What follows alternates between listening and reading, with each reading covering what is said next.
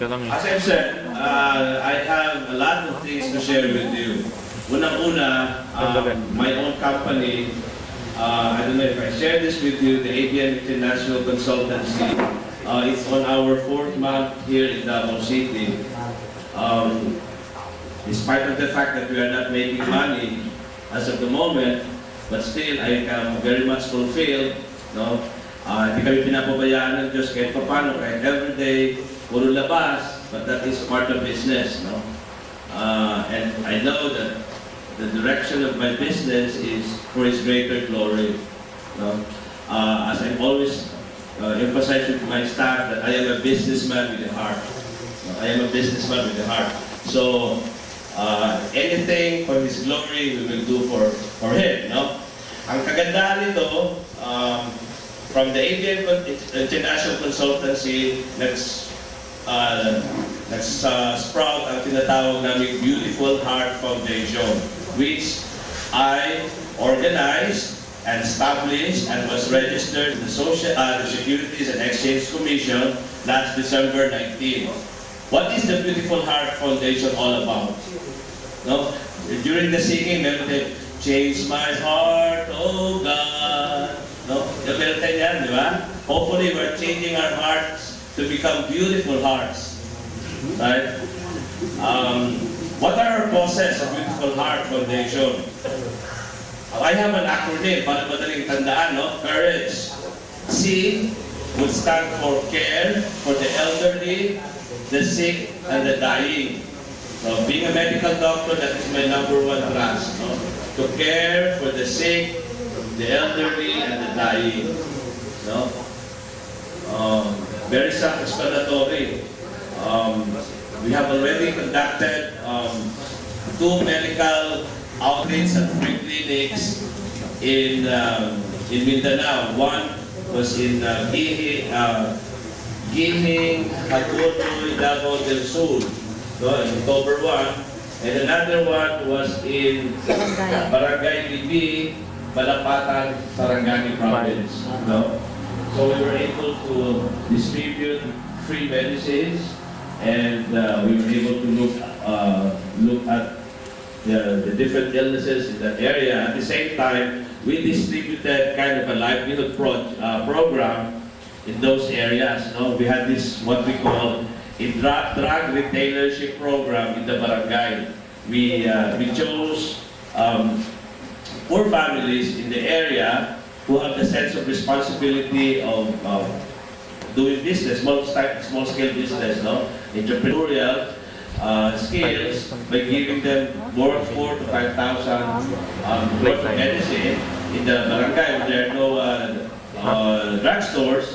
We sell it, and then we expect, of course, that in 3 to 6 months, they return back the money to us, no interest. No? This is like the pioneer project of the Beautiful Heart Foundation. Now, the second trust, courage, what's the next letter? O stands for offer free education and training. So once we are well funded in the future, we will be offering scholarships to the poor but academically deserving students. Of course, as of the moment, we're still raising funds, no? And we are setting up criteria and the rules. So this is a nice project, especially in places where you have bright students but they're poor, they go to college. So number 3 trust would be letter U, meaning to say uplift or uproot people from poverty. So as I've said, we started with this poverty alleviation project in the form of drug retailership. And another project which also started is yung mga may hirap na pamilya that sa some kind of ideas and paano sila mag-business, we give them initial capitalization, no? Say, one got 8,000, sabi niya, gagamitin niya for ata-atagan ng baboy, that in 3 to 6 months, ibabalik niya yung pera, no? So that is our third trust, C-O-U followed by R. R meaning to say, to restore the dignity of death. So, bakit naman death? No? Why restore? I've seen a lot of people na namamatay, and yet the number one problem kaagad, especially sa mahirap, is yung pagpapalibing. It's a very common problem. Now, I recognize that as something that kailangan natin tumulong. No? So, hopefully, in the near future, we will be able to solicit, use coffins, no? Especially yung mga kinikremate, no? We will be able to accept those na dinedonate na lang, and then we might find a place where we can store them, or maybe with the funeral homes, and then once people will approach us for kabaong, we have ready, no, to give. And not only that, no, yung ang paliban sa kabaong, they also need a place where they can bury the dead, no? So we will also assist. Once you have will be well funded, no? Meron ng condo, try to work with that. And more than this is palibing, kabaong, we also would be sponsoring seminars on how to deal with the death and dying, no? Especially in the Philippines now, this is a very sensitive issue, no? Especially kung ang family member is in the hospital, in a very in a near death or terminal condition. Sometimes they have a hard time deciding what to do. No, yung ating being Filipinos, minsan we don't want to let go of our sick, for what we call quality of life. See, so nangyayari is it's always been the medical doctor or the hospital is making decisions for this. In these cases, no? But in fact, you as families, you have the right to decide for your loved ones who are dying, no? So, what we're going to do in the future is we will be holding like a seminar where we will be informing people that you have the right. In fact, ayun pa, where you're in good state of, health, you can even prepare a document like what we call a living will or an advance directive stating that those your son, you are assigning your son as like siya ang mag-decide in the event na you're in a situation that you no longer decide because you're comatose.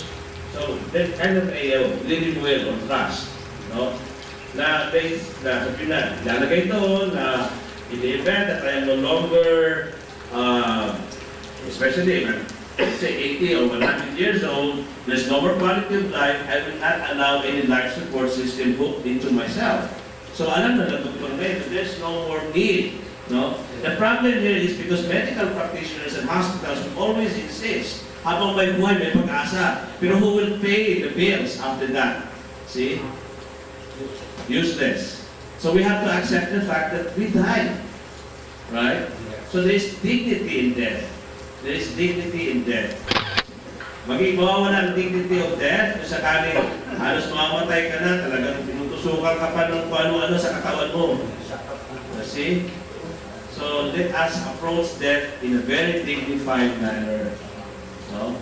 And I think, and of course our last is to empower people to gather, to empower people. Empower is E, no? Empower people towards good governance. Meaning to say, as a people, we have to actively participate in the running of our government. No?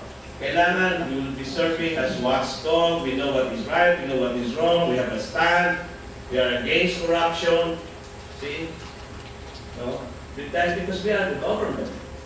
No? We are a democratic country, so we have a say on the affairs of the government. So that is the gist of the Beautiful Heart Foundation. And on Sunday, this coming Sunday, next Sunday rather, February 5, will be the formal launching. And I am inviting the whole group. We have a holding event in the clubhouse of Villa Josefina Resort Village in Dumoy.